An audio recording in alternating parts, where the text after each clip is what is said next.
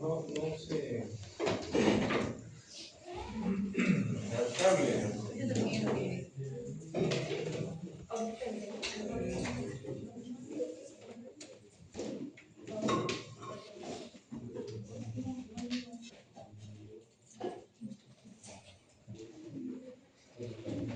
En el caso número 1,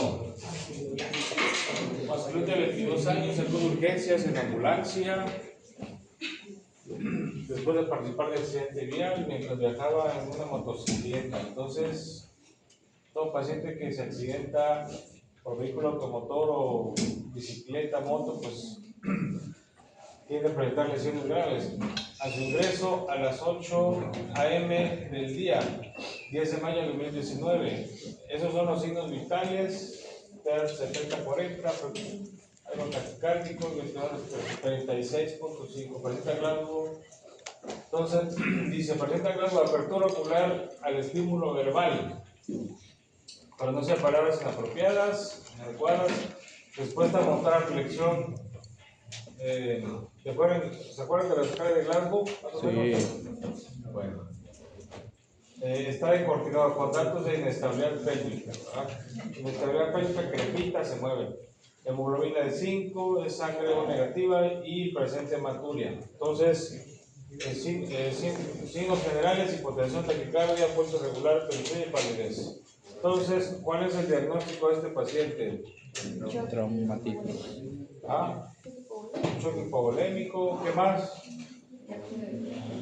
Fractura de pelvis. ¿Qué más?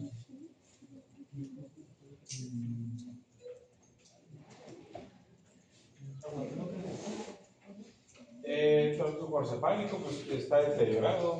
¿Qué más?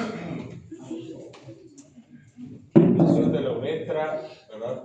Entonces, de todas las lesiones, ¿cuál pudiera matar a este paciente? Bueno, toman esta radiografía. Pues, ¿Quién describe esa radiografía? A ver. Están en urgencias y les piden, a ver, tú, ¿qué ves ahí?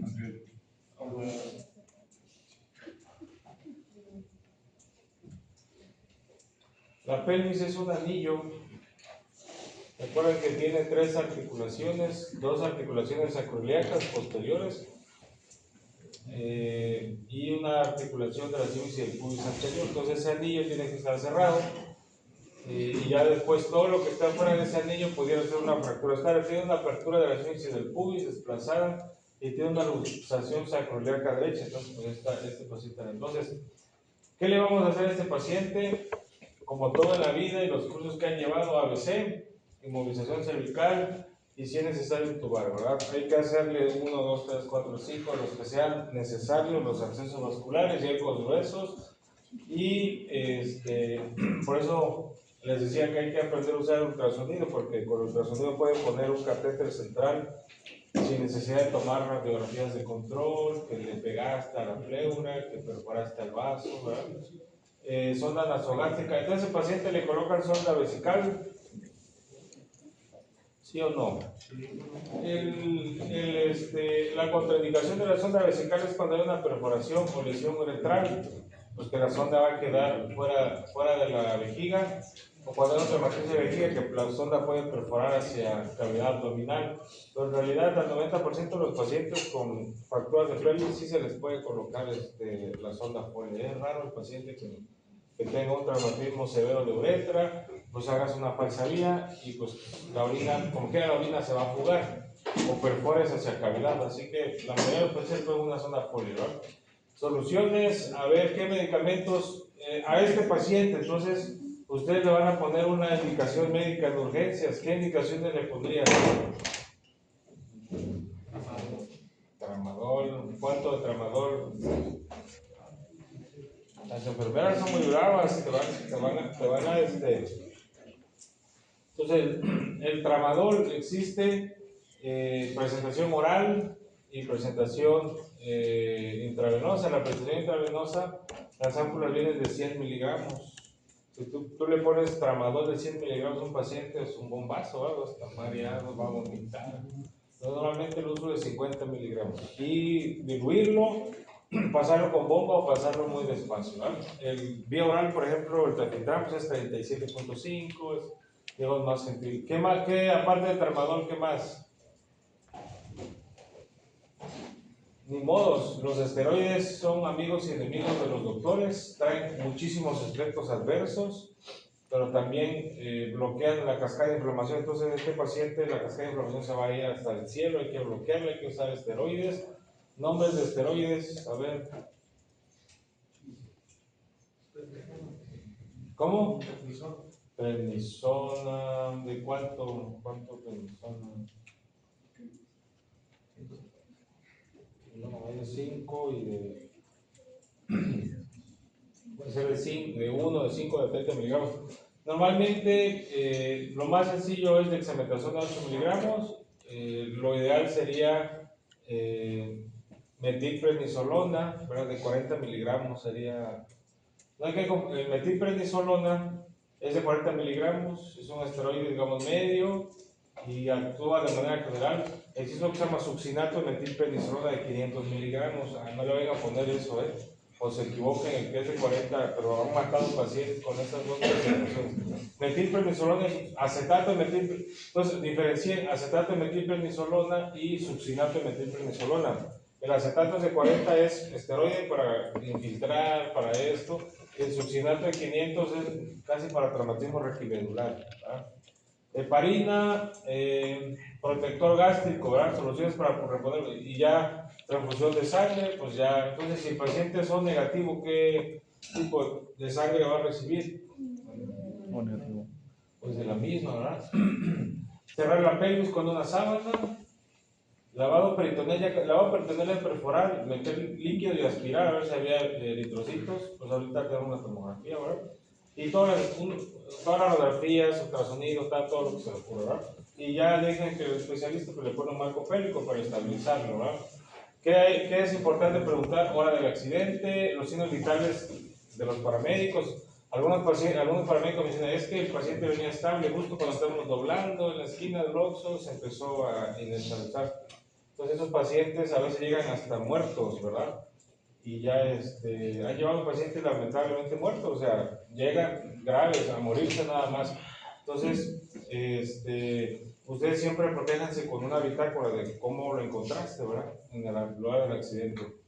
Hay que siempre preguntar si más lesionados y, bien importante, una vez un paciente hizo edema de glotis, hizo sangrado interno y se le había administrado, no sé si 4 o 5 ámpulas de ketorolaco, una cosa así exagerada, en el transcurso en su casa, en los paramédicos, en urgencias, en el quirófano. Entonces el paciente empezó a sangrar a chorros y no había un registro de qué medicamento. Siempre hay que anotar todos los medicamentos, ¿verdad?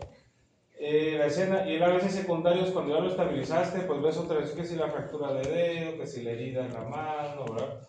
Y piden, no se encharquen, ustedes, el problema de los médicos es tú pensar que sabes resolver algo y en realidad no, ¿verdad? Entonces, ese es otro problema. Bueno, hay que clasificar la fractura, estamos a empezar a ver fracturas, estabilizar la pelvis, la sangre, porque hay hematuria, lesión de uretra, hay que revisar también el consultado uro, la zona folia, el mango arcopélico, arteriografía. Sí, por ejemplo, en los pacientes con fracturas de pelvis me gusta hacer una tomografía con contraste y ya tú valoras una embolectomía, ¿verdad?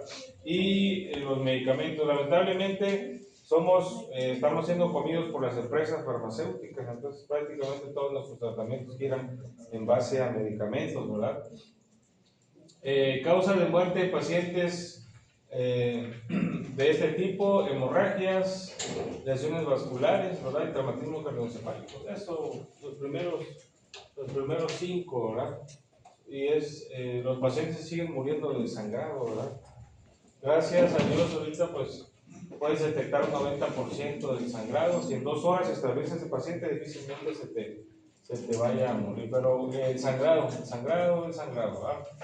Inmediatas, tromboembolismo, nunca olviden los tromboembolismos y las infecciones. Yo tuve un paciente en el Mujeres al Sur, le dieron 7 yo no sé qué onda con ese intensivista. Tenía linezolid, cartapenem, metronidazol, ceftriaxona, banco, para los hongos, ¿cuáles son los hongos? ¿Cómo? Tenía uno para banco, ahorita me acuerdo que es intravenoso. No sé si era una de esas, como medicina, y había otro. Entonces tenía 7 antibióticos, porque todo el tiempo le fracturas y estaba desarrollando sepsis. Entonces él decía, la medicina ya se nos salió de lo que normalmente, entonces ahí los bichos son como nosotros, van mutando y van mejorando la forma de atacar. Entonces tenía 7 antibióticos. De hecho el paciente era un doctor, estaba grave, ¿verdad? Entonces en la medicina real van a ver cosas fuera de serie. Ahora, caso 2, masculino de 22 años, participa en accidente vial referido al hospital general con diagnóstico de fractura de luxación de C5, C6, ¿verdad? Entonces ya cuando te envía un paciente con esas características, ¿qué estás pensando? Recuerden que el C3, C4 y C5 es el núcleo del nervio frénico. Entonces mientras más arriba sea la lesión, pues tiene riesgo de ser un paro respiratorio. Una lesión de ese tipo, el paciente está cuadripléjico, ¿va? Tiene reflexia y flacidez. El primer paciente es una fractura de pelvis abierta, sangra, ¿verdad? Es muy aparatoso, hay que colocar una sábana en urgencias, el marco pélvico, hay que poner sangre y buscar datos de sangrado.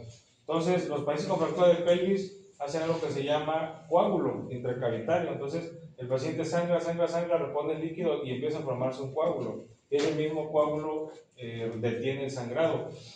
Los pacientes con lesiones cervicales revisen reflejos, tiene reflexia, flacidez, y hay que revisar el tono anal, el esfínter, ¿verdad? Si ese tono anal está conservado, digamos, es buen pronóstico. Si un paciente con lesión cervical o de columna no tiene tono anal, no tiene reflejo cremastérico, ¿verdad? Está refléxico, está flácido, piel fría, pronóstico es malo. Sensibilidad, fuerza, reflejos y tono rectal.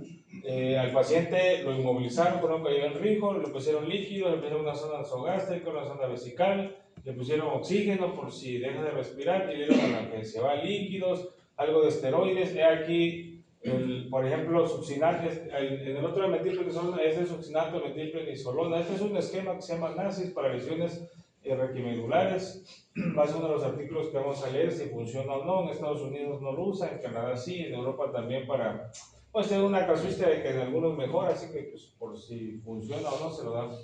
En pacientes con traumatismo requimedular, o sea que algo que insultó la médula, le ponen ese esquema, succinato de metilprednisolona 30 miligramos por kilo en borro en 15 minutos, y los primeros 15 minutos, y se pasa en 45 minutos, y después se dan 23 dosis a esta dosis, 25.4 miligramos por kilo.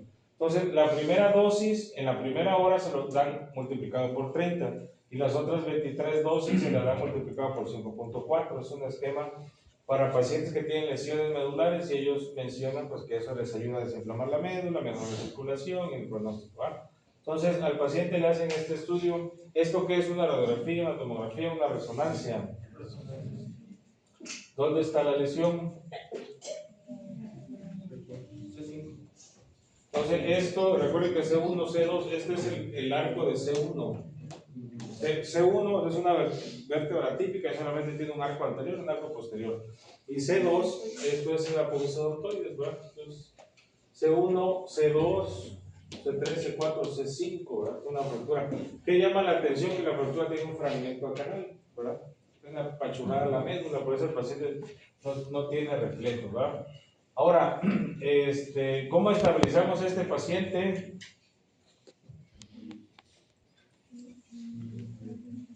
¿Cómo se estabiliza este paciente? Inmovilización de la Un collarín, pero el collarín le va a quitar la compresión medular. No, ¿qué más? Existe un halo es meter 2 tornillos acá, poner una media luna y traccionar, como si tú pusieras una pinza en la cabeza y le cuelgue para hacer distracción medular, ¿verdad? En algunos casos se utiliza, la verdad que yo casi no lo uso, es más daño que le haces que funciona. Le pasan sangre a este paciente, normalmente no son tan sangrones, ¿verdad? Y aquí algo que se llama estudios de neuroconducción para los que vayan a hacer medicina física y rehabilitación. O sea, estudian medicina y luego hacen 4 años de medicina física y rehabilitación, pueden hacer punciones guiadas por ultrasonido y electromiografías, pues, para diagnosticar lesiones de nervios, neurapraxia, sonomnesis, neuropatías, radiculopatías, lesiones anales difusas, etc. Entonces, este paciente le hace un estudio de neuroconducción y dice que el nervio está, la médula está pinchada y se está muriendo, ¿verdad? Medicamentos y ahora dice muerte celular, la médula, apréndanse eso. Si tienen algún paciente con una fractura, luxación de columna, cervical, torácica o lumbar, normalmente te aguanta, bueno, algunos libros son muy pues, incisivos en este aspecto, de 6 a 8 horas más o menos, te puede aguantar la médula comprimida. Si tú lo operas en ese lapso, el pronóstico muy bueno. Ustedes van a escuchar pacientes que tienen una lesión cervical y ya no caminan, ¿verdad? Normalmente son pacientes que se operan 1, 2, 3, 4, 5 días después, el pronóstico es malísimo, el paciente ya nunca va a volver a caminar. Entonces, si tienes un paciente con una fractura de luxación, con un fragmento canal, por lo menos opera en las primeras 12 horas. Mientras más joven sea el paciente, el pronóstico es bueno. Después de ese tiempo, y a veces lo operamos nada más para ver la radiografía y para que no esté inestable, pero ya no camina, o sea, ya no vuelven a caminar. Entonces, eso es el problema con las lesiones medulares, tienen que ser en agudo, resolver en las primeras horas y el pronóstico es bueno. Caso 3 dice masculino de 40 años, obeso, acude a urgencias por dolor agudo en rodilla derecha, presenta datos de derrame articular y datos de ocupación importantes, o sea, trae líquido. Limitación al centro de movilidad. Aquí siempre hay que preguntar, cuando tengan un paciente que trae dolor en la rodilla, ¿qué le van a preguntar aparte del dolor? Va a ser una semiología cuando veamos osteoartrosis. Pues el tiempo, ¿no? No es lo mismo, doctor, llevo 3 días con dolor agudo, trae derrame articular, la rodilla está caliente, trae fiebre, ¿verdad? Mal estado general, pues eso es grave, urgente. Ahora, doctor, yo llevo 2 años con dolor de rodilla, a veces viene, a veces se va. Entonces, por eso te dice el carácter de urgencia, ¿verdad? No fiebre, no traumatismo, ni hematología, llega, toma medicamentos, 3 ocasiones, o sea, ya no es la primera vez que le pasa, ¿verdad? Y molestia, ¿verdad? El paciente llega así, trae la pata hinchada, trae, ¿cómo se llama eso? Derrame articular, efusión, sinovitis, es lo mismo, ¿verdad? Ahora, el derrame articular puede ser líquido sinovial inflamatorio, puede ser sangre, puede ser reumático y puede ser infeccioso, ¿verdad? Todas esas causas. A ese paciente, ¿qué le vamos a hacer? Pues una radiografía, revisar y ¿qué le hicimos? De paso, existe la opción de dar medicamento, mandar a su casa terapia, existe la opción de operar y en medio está la infiltración o aspiración. Entonces, no todo paciente que llega a su consulta con un poco de líquido en la rodilla, ustedes van a agarrar la aguja y meterle y sacarle el líquido, ¿verdad? Porque es muy traumático. Cuando llegamos ahí, hay que lavar y yo uso el Traumasol, cuando se lastima el jugador, va el doctor le echa un spray, ¿han visto eso?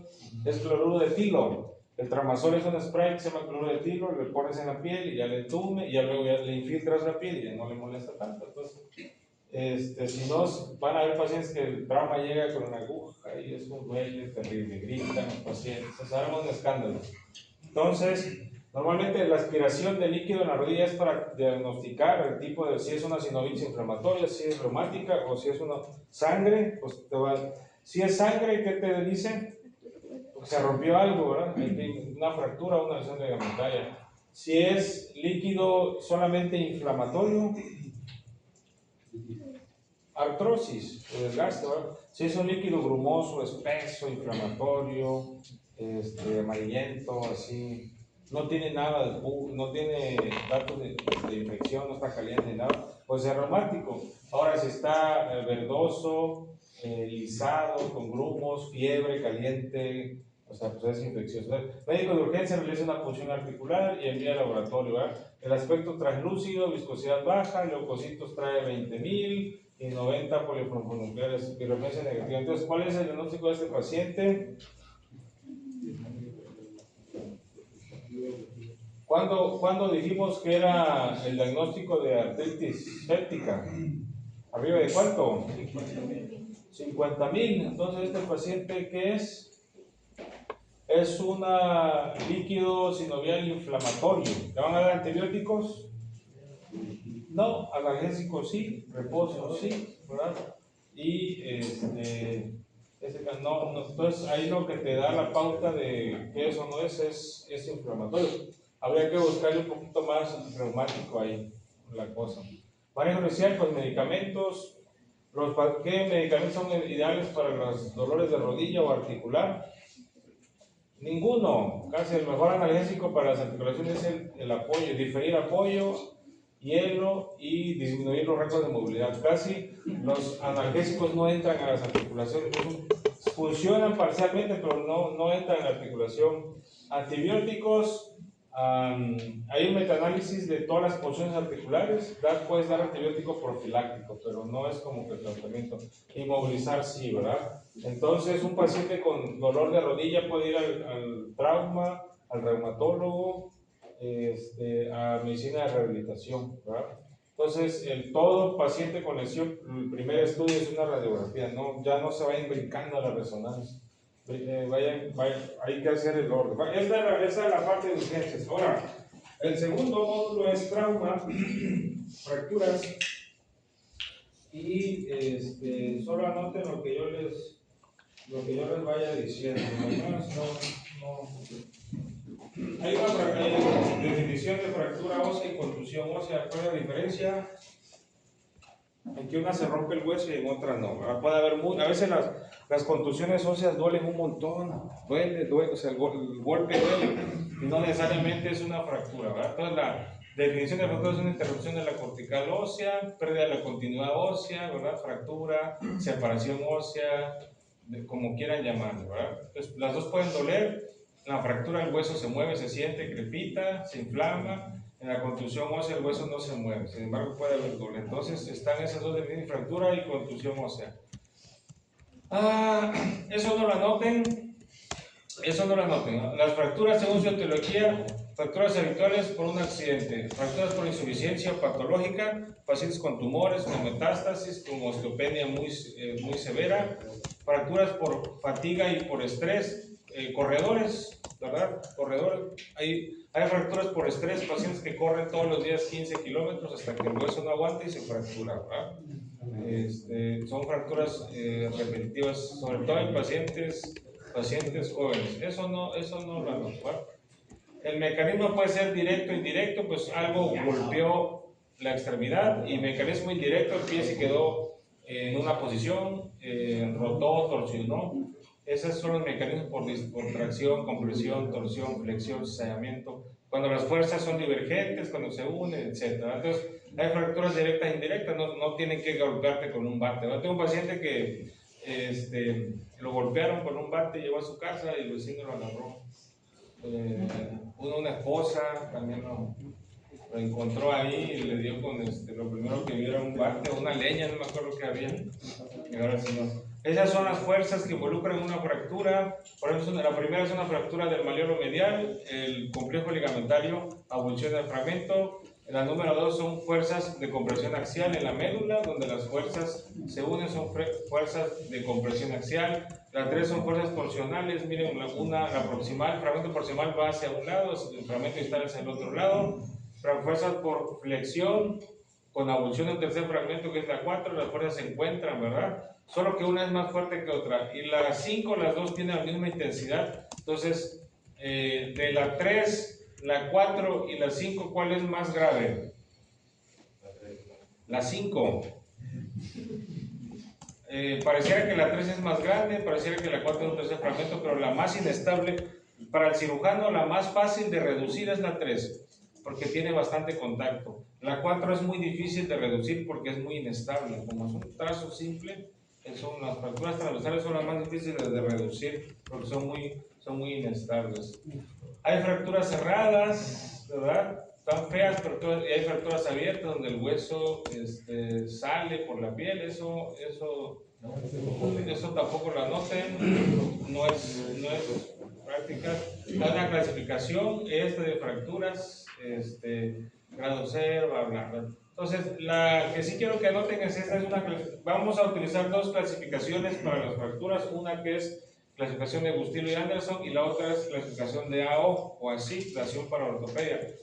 Esta es conocimiento general, les va a tocar, pues todavía es una resolución rápida, sencilla y te da pronóstico. Hay grado 1, grado 2 y grado 3. El grado 1 es cuando la herida tiene menos de 1 centímetro. Normalmente son lesiones de baja intensidad. Para grado 2 son heridas de 1 a 10 grados, son lesiones moderadas, hay contusión severa de la piel, ¿verdad? Y el pronóstico es bueno porque lo puedes atender en el momento y no trae más complicación. La tipo 3 tiene una subdivisión, 3A, 3B, 3C. ¿En qué consiste? Todas son heridas con más de 10 centímetros de exposición en la piel. La 3A son pacientes que tienen heridas más de 10 centímetros, pero la piel se puede cerrar en el instante. O sea, la tipo 3A, la piel tiene más de 10 centímetros de apertura, pero le puedes hacer un aseo, lo puedes operar y todas las partes blandas se cierran anatómicamente bien. La 3B, ¿en qué varía? Es que no hay cobertura cutánea. Hay más de 10 centímetros y ya cuando operas, aseas al paciente, hay que reconstruir, hay que colocar un injerto. ¿Cuál es la diferencia entre un cierre primario, secundario y terciario en la piel? ¿O ya no se aplica eso? ¿Cuál es un cierre primario? Un cierre primario es que lo haces en el instante, y un cierre de segunda intención, que le llaman secundario, es cuando dejas que la herida cicatrice sola, ¿verdad? La dejas que granule y que vaya formando como ella quiera. Y una cierre de tercera intención es cuando ya cerraste una herida, hizo una dehiscencia de piel, se infectó y ya la tienes que volver a reconstruir, lavar, asear, que sangren los bordes y volver a cerrar. Esa es la diferencia entre un cierre de primera, segunda y tercera intención. La 3B no cierra la piel, hay que reconstruir. Y la 3C es imposible reconstruir porque hay lesión cutánea, lesión de piel, no se puede reconstruir. Y hay lesión neurovascular. Pregunta el examen, ¿qué tipo en la Bustillo de Anderson es la más grave? Pues en la 3C, porque hay lesión neurovascular. En la 3A y 3B no hay lesión neurovascular, la diferencia es nada más la cobertura cutánea. Si hay cobertura en la 3A, en la 3B no. Eso sí, tómenle foto, anótenlo. Lo demás solo escuchen. Hay fracturas incompletas, lo que mencionamos en los niños, ¿verdad? No quiere decir que por ser una fractura incompleta no hay que inmovilizarla, sí hay que inmovilizarla. Hay fracturas estables e inestables, sobre todo las que hay fracturas largas, oblicuas, espiroideas, con múltiple contacto, pues son fracturas estables. Y por ejemplo, ahí de la izquierda puedes poner hasta un yeso. No es legal, pero pudiera evolucionar. Y las fracturas inestables son transversales, fracturas segmentarias, con pérdida ósea o con múltiples fracturas. Entonces son ese tipo de fracturas. Eso tampoco lo noten. Clasificación de fracturas tradicionales. Siempre existió el nombre de quien descubrió, clasificó, le puso su nombre. Las fracturas de Mir, cuando escuchen ahí, es de húmero. Las fracturas de Weber es de tobillo. Las fracturas de Frigma ahí está la famosa de Coles. Y las fracturas de Tronzo son las fracturas de cadera. Estos son nombres propios de médicos que ya todos murieron y le pusieron su nombre para inmortalizarse, ¿verdad? a las fracturas. Todavía en algunos hospitales lo utilizan. La verdad que a nosotros no, pero es como que cultura general. Bueno, un paciente se fracturó en México y lo querían enviar a Estados Unidos. Para nosotros era algo grave, para ellos no era grave y viceversa. Entonces se empezó a hacer una clasificación, ¿verdad? Una clasificación general para fracturas, y en el 80, miren, no tiene en realidad mucho tiempo esta fractura, pero Müller dijo que una clasificación es solo útil si tiene en consideración la gravedad de la lesión ósea y sirve de base para el tratamiento y la evaluación de los resultados. Entonces este hombre dijo, bueno, vamos a ponernos de acuerdo porque cada paciente es manejado de manera diferente. Ese es el problema del área de traumatología y ortopedia, que llega un paciente y nadie lo quiere tocar porque las lesiones musculoesqueléticas dejan muchas secuelas y hay muchísima demanda. Por eso es que se hizo un consenso y en 1970 se hizo la clasificación AO, ¿verdad? Asociación para la Osteosíntesis, ¿qué se llama? Asociación para la Osteosíntesis, y no es en alemán, pero a veces aparece ahí. Entonces, ¿para qué sirvió esta? Solo anoten eso, la clasificación AO así, vamos a ver. Se llama Asociación para la Osteosíntesis, ¿verdad? Fue indicada por Müller en 1970 y es una clasificación genérica de todas las fracturas, ¿verdad? Diagnóstico, pronóstico y tratamiento. ¿En qué consiste esta fractura? El primer número es el número del hueso, el segundo número es el segmento del hueso, después sigue una letra, ¿verdad? Después sigue una letra para ver si es leve, moderado o severa, ¿verdad? Después sigue un grupo para dar una subclasificación, y después sigue un subgrupo para ver una región anatómica muy específica, ¿verdad? Entonces, la clasificación AO tiene 5 elementos, tiene 4 letras tiene 4 números y una letra, y la letra es la número 3, ¿okay? La letra es la número 3.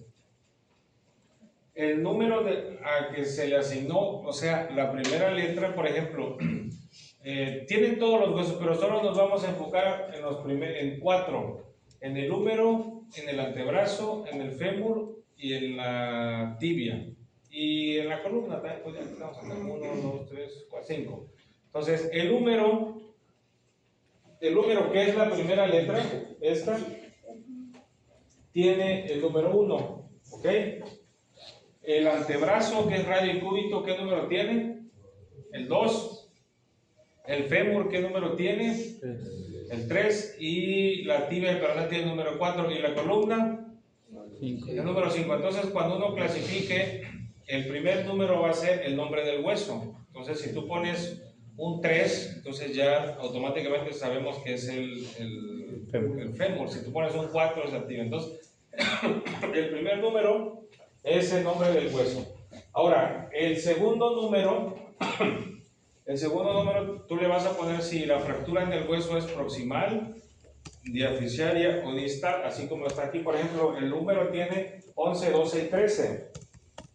El primer número es el mismo, que no varía porque es el número, y el segundo número sí varía porque es 1, 2 y 3. O vamos a empezar con este es el 3.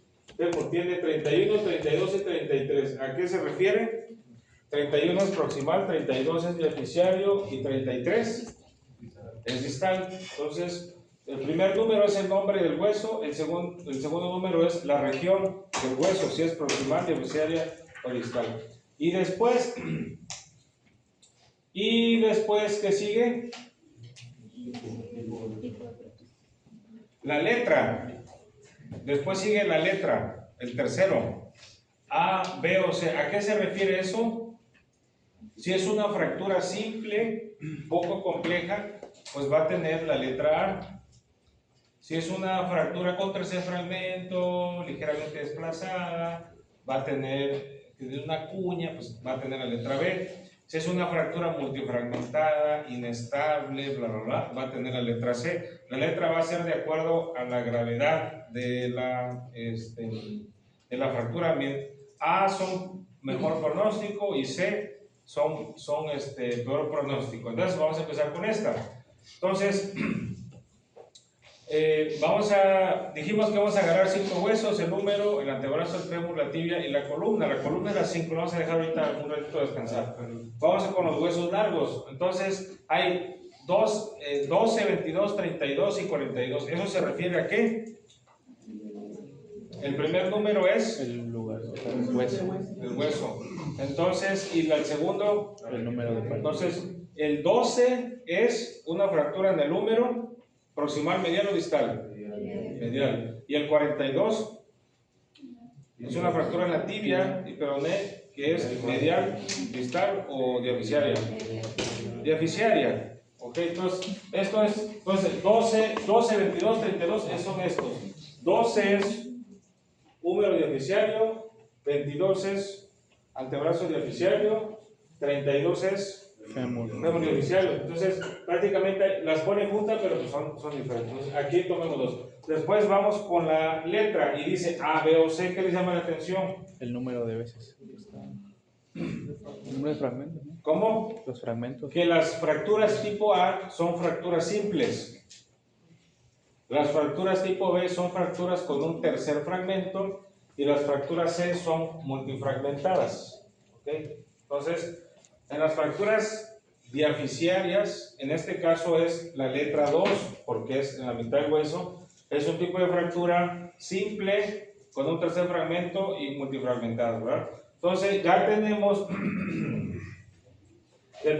la primera letra que es el número del hueso, el segundo número que es la región del hueso, si es proximal o distal. Después tenemos la letra, si es un trazo simple, si es un tercer fragmento o es multifragmentado.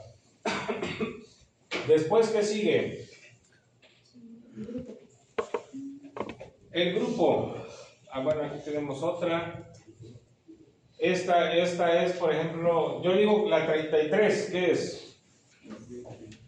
33 es 3, es fémur y 3 distal, ¿verdad? Y estas son las fracturas, ya sea distales, todas, mira, 23, 43 es tibia distal, 23 es antebrazo distal, y también tienen, ya vimos las primeras dos, y tienen una letra, A, B o C. En las fracturas, en este caso metafisial, el A es un trazo extraarticular. ¿Ok? A diferencia de las diaficiarias, pues el trazo es diaficiario, la letra A es un trazo simple. Puede ser arriba, abajo, de la diáfisis, pero hacia donde quieran, es un trazo simple, no cambia. Las articulares, la definición es que sea un trazo simple extraarticular. Las diaficiarias tipo B son fracturas diaficiarias con un tercer fragmento. Las fracturas articulares tipo B es una fractura simple y la característica es parcialmente articular. ¿Ok? Parcialmente articular. Las diaficiarias tipo C son fracturas multifragmentadas y las fracturas articulares tipo C son fracturas que dicen completamente articulares, que el mayor daño es en la articulación. Entonces, pues eso se los voy a pasar para que tomen foto ahí. Entonces, tómenle foto a esta imagen para que aprendan a diferenciarlas. Bueno, hueso, segmento, la letra y después sigue otro numerito. ¿Cuál va a ser? ¿Cómo? El grupo. Entonces, vamos a empezar con esta. Esta clasificación puede aplicarse a cualquiera de los huesos largos, ¿ok? Húmero, antebrazo, fémur, tibia. Entonces, primero vamos a empezar con la 12. 12, ¿qué es? 1 es húmero, 2 es zona diaficiaria y vamos a ponerle la letra A, que la letra A es una fractura simple, la B es una fractura con tercer fragmento y la letra C es una multifragmentada. Entonces 12A. Entonces 12A dice que 12A es una fractura del húmero diaficiaria con un trazo simple y después siguen otras tres sufijos. 1, 2 y 3. Y ya juntos es A1, A2, A3. ¿Cuál es la diferencia? A1 es un trazo espiroideo, estable. A2 es un trazo oblicuo. Y para que sea oblicuo tiene que ser mayor de 30 grados. Y A3 es un trazo transverso, inestable, que para que sea un trazo transverso inestable tiene que tener menos de 30 grados. Entonces, ya tenemos 4, ¿ok? Entonces sería 12. Si viene 12A2, 12A2 sería húmero diaficiario, es un trazo simple y es un trazo oblicuo, porque tiene más de 30 grados de angulación. De hecho, el transverso dice, oiga, no, pero tiene menos de 30 grados, debería ser menos inestable, y no. Al ser un trazo transverso, esto es muy difícil de reducir. Me perdió en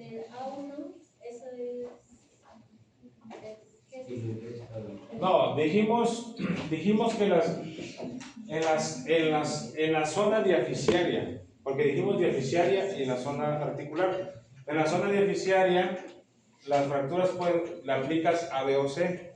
Cuando dijimos que A son fracturas simples, ya, es una fractura simple.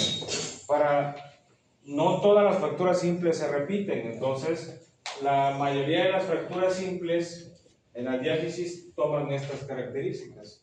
Pueden ser espiroideas, oblicuas o transversales, y ahí tú le das el sufijo A1, A2 o A3. Ahora dijimos que las fracturas B son con tercer fragmento, igual B es una fractura espiroidea en tercer fragmento, B2 es una fractura con un tercer fragmento en cuña de flexión, y B3 es una fractura con un tercer fragmento multifragmentado. Entonces muchos dicen, oiga doctor, ¿cuál es la diferencia entre B1 y C1? Es que en C1 el fragmento multifragmentado es todo el hueso, y en B3 la mayor parte del hueso está conservado, solamente el tercer fragmento es el que se parte muchas veces. Y ya luego sigue C1, que es un trazo multifragmentado, C2 es un trazo con un segmentario, ¿verdad? Segmentario, y C3 es un trazo segmentario multifragmentado. Esa es el orden. No, obviamente, pues ahorita es en parte, no le voy a poner a ver cuál es la clasificación. Entonces, si yo les pongo una fractura 32 A3, sería ¿qué? 32 A3 sería fémur diaficiario, es un trazo simple y es un trazo transverso porque tiene menos de 30 grados. Entonces, de hecho la clasificación es el primer paso. Ya el segundo paso va a ser elegir el tratamiento, ¿verdad? Si va a ser conservador, si va a ser quirúrgico, y después va a ser el implante, que ahorita vamos a ver, que se llama principios de osteosíntesis. Break. Vayan a tomar agua.